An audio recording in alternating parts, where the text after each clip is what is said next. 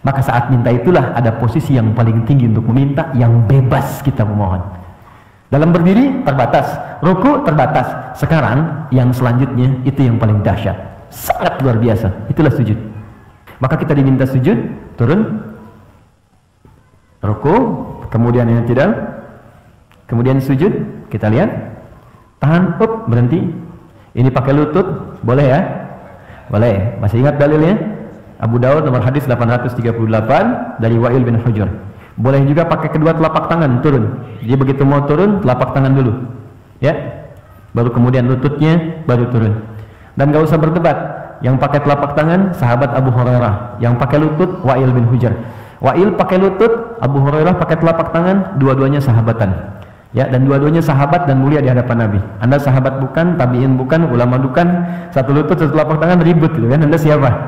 Ya, yang lutut benar, telapak tangan benar. Yang salah yang pakai kepala duluan. Ingat itu. Oke? Sujud. Oke, tahan sebentar. Mohon izin. Maaf, mudah-mudahan kelihatan. Teman-teman, kata Ibnu Abbas radhiyallahu taala anhuma, umirtu an asjuda ala sab'ati a'zamin. Aku diperintahkan sujud dengan 7 anggota tubuh menempel, plus tambahan 1 di hidung. 1 jabhah, kening, ini kening yang menempel. Mohon izin bangkit dulu Mas. Di sini nempel ya. Dan tolong sekatnya ya, rambut ini sudah bagus, ya, sisirannya udah baik. Jadi nggak pakai peci pun nggak apa-apa. Ingat, peci ini bukan rukun sholat dan bukan syarat sholat. Ya, peci ini adalah penutup ketika rambut terlampau menutupi bagian kening sehingga menghambat kita sujud. Jadi kalau memang sudah nggak ada rambutnya, nggak apa-apa, nggak usah pakai peci pun, nggak ada masalah. Ya, atau kalau mau pakai peci pun nggak ada masalah, silakan.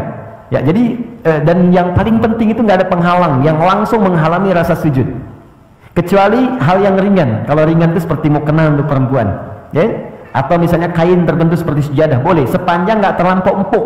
Awas, ingat, saya ingatkan, Nabi melarang kita sujud di tempat sujud yang terlampau empuk seperti bantalan. Ada sejadah sekarang kelihatan mewah, tapi sebetulnya nggak bisa di tempat sujud. Oh, oke. What's happening, you know? Oke. Nah itu nggak bisa, dilarang oleh Nabi. Kenapa? Karena nanti akan menghambat menempelnya kening dengan sempurna. Nah nanti kata Nabi, idza sajadta famakin sujudak. Kalau engkau sujud, tempelkan dengan sempurna sehingga terasa ada penempelan antara kening dengan tempat sujud. Dan sekarang ketika diteliti secara ilmiah, ada titik gut spot di sini.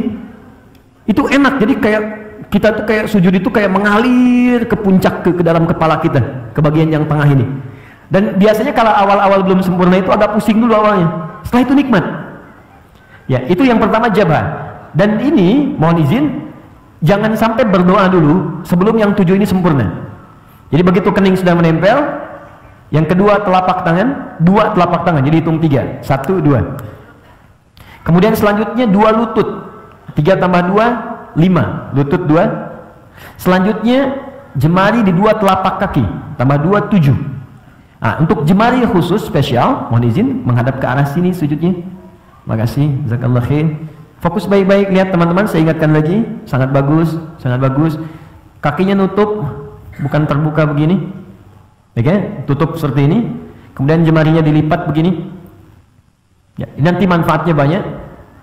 Lalu ini dibuka sedikit, tidak nutup ke dalam begini. Nabi pernah mengingatkan dengan keras, jangan kau bersujud, awas hati-hati ya, dengan ini menutup. Jadi hati-hati kata Nabi, apa engkau mau bunuh diri? Ya, karena ketika Anda seperti ini, diafragmanya tertutup, napas menjadi sesak. Ini paling berbahaya, makanya dibuka. Ini saya tekankan karena ada sebagian mengatakan kalau perempuan itu, ada yang mengatakan ditutup begini, tidak. Sama laki-laki dengan perempuan, sama saja. Kecuali dalam takbir di awal, perempuan tuh boleh rapat begini. Itu di Syafi'iyah. Karena dulu nggak ada hijab seperti sekarang. Ya, jadi terbuka pendek, makanya saat bertakbir begini akan kebuka. Karena itu ditutup begini. Ya, seperti ini. Kemudian kata Nabi, usahakan ini ada rongga. Ya, kalau dalam bahasa Arab di hadisnya anak kambing kalau lewat dia bisa lewat.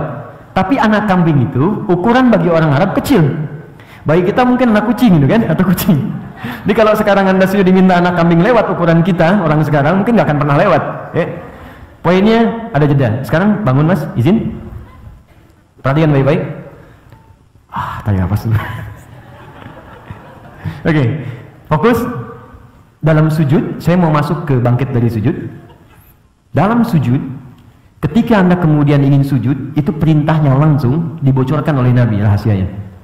Fokus, kata Nabi, kalau Anda minta ingin cepat dikabulkan dan banyak permintaan, lakukan dalam sujud. Ya, lakukan dalam sujud. Saya ulang, lakukan dalam sujud. Dan itu bahasa Nabi banyak diungkapkan kepada sahabat, termasuk Ibnu Abbas radhiyallahu ta'ala anhu.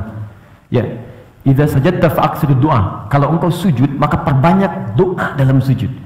Dalam sujud ini ada doa yang standar.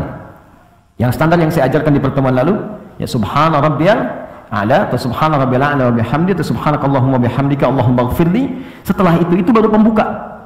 Setelah itu silakan minta yang seluas-luasnya. Ada yang di rumah tangga kebutuhan, minta. Dan nggak perlu dilafadzkan dalam hati kita. Ya Allah sayangi suami saya, ya Allah sayangi istri saya, ya Allah berkahi keluarga kami, ya Allah cerdaskan anak saya, ya Allah terima ya Allah kebutuhan, ya Allah orang tua saya sayangi, ya Allah jika mereka telah wafat lapangkan kuburnya, ya Allah jika anak saya mendahului saya sayangi ia, jadikannya sebagai pangeran-pangeran surga, putih-putih surga. Karena sementara itu tertukar, ada yang ayahnya wafat duluan, ibunya duluan, ada anaknya dipanggil duluan. Nabi pernah berita gembira pada seorang ibu yang mengandung, tiba-tiba ketika melahirkan anaknya wafat. Ibu itu bersedih, lalu turun sebuah kalimat yang sangat indah. Dia sudah menjadi bidadari dan pangeran di surga. Kenapa engkau orang tuanya mesti bersedih?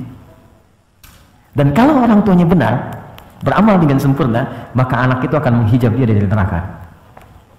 Itu tabungan yang sangat indah. Ada orang tua mendidik anak sampai dewasa dan belum sampai level itu. Anda dikasih hadiah duluan gitu. Di bahasa Nabinya begitu, kamu saya kasih hadiah, kenapa kamu bersedih? Dan semua orang akan wafat sesuai dengan ajalnya.